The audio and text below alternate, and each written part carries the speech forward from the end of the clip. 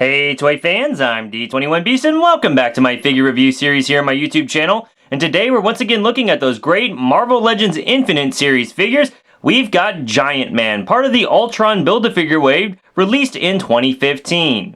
Now if you're not familiar with Giant Man, he did first appear in comics as Hank Pym in Tales to Astonish number 27, where he was created by Stan Lee, his brother Larry, and Jack Kirby. But then Hank Pym would go on to become Ant-Man in Tales to Astonish number 35 and eventually adopted the moniker Giant Man in Tales to Astonish number 49.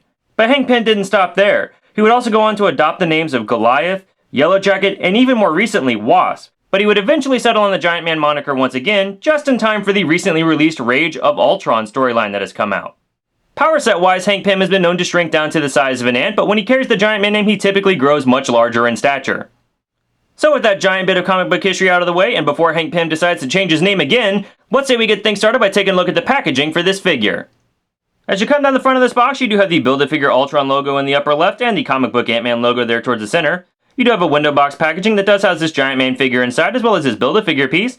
Then towards the bottom, you've got the logo for Marvel Legends Infinite Series, and finally the figure's name, Giant Man.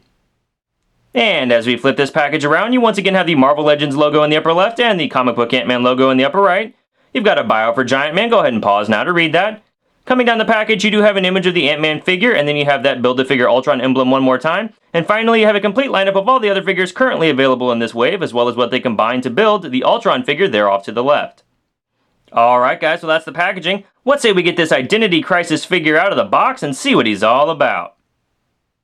Alright toy fans, so here we have Giant Man out of the box, and the first thing you might notice about this figure is that it is another reuse of the Bucky Captain America mold that we got way back in 2012. But this isn't the first, the second, the third, the fourth, or even the fifth time that we've seen this Bucky Captain America body used for a Marvel Legends figure. There's so many of them! Now it does seem like with some announcements made at San Diego Comic-Con 2015 that Hasbro's actually going to start to move away from this body mold, and I'm okay with that. I'm curious to see what they're going to give us moving forward, but I do like this Bucky Cap mold, and I hope that we see it again in the future for any appropriate figures. Let's go ahead and take a closer look at this Giant Man figure. You're going to notice that this costume here is actually the outfit used in Avengers Rage of Ultron, and I commented on that in the opening. It's that more sort of red and black outfit. He has the modern look here with the striping on the front of the body, and more of the striping on the arms, and even down here on the leg here with the stripe coming down. We've got the pointed sort of triangle shapes there on the boot and on the forearm. It's worth noting here that on the boot, this is a black piece of plastic that has red paint there on the boot. It is kind of a different shade. I wish it would have done that a little bit differently.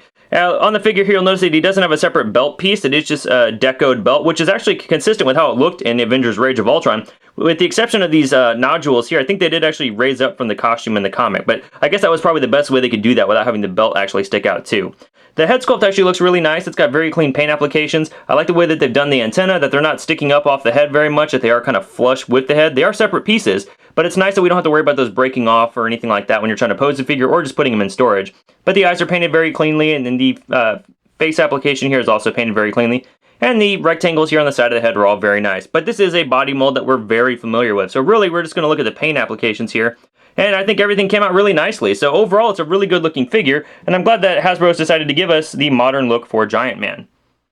Moving on to accessories, we can see that Giant Man does come with a Build-A-Figure leg for Ultron, and I'll look at that more in detail if I ever finish that Build-A-Figure. But then, that's it for this figure. He doesn't have any additional accessories, so let's go ahead and look at that articulation. Again, this is the Bucky Cap mold, so we're very familiar with what we're getting here. Head looks back very far, and it looks down very far, and rotates all the way around.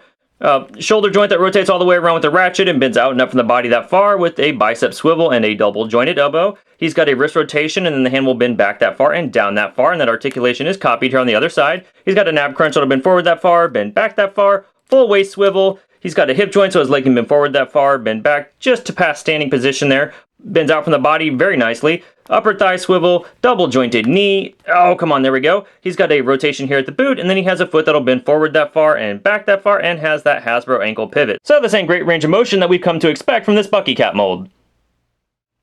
Height-wise, we can see that Giant Man stands nearly 6.5 inches tall.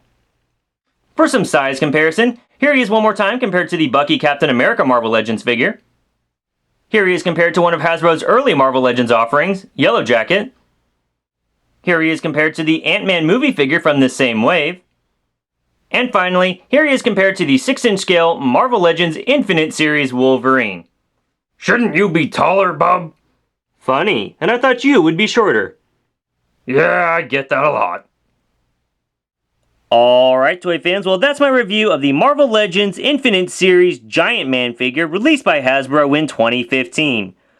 Overall, I do think this is a really good Marvel Legends figure to add to your collection. He's one of the essential Avengers characters, and he's sporting a costume we haven't yet seen in action figure form. Now some of you may be concerned that he's only 6 inches tall and not a larger Build-A-Figure, but we already got one of those several waves back, and I think it's nice to have a 6-inch figure that you can have just sort of in a neutral pose with the rest of the figures in your collection.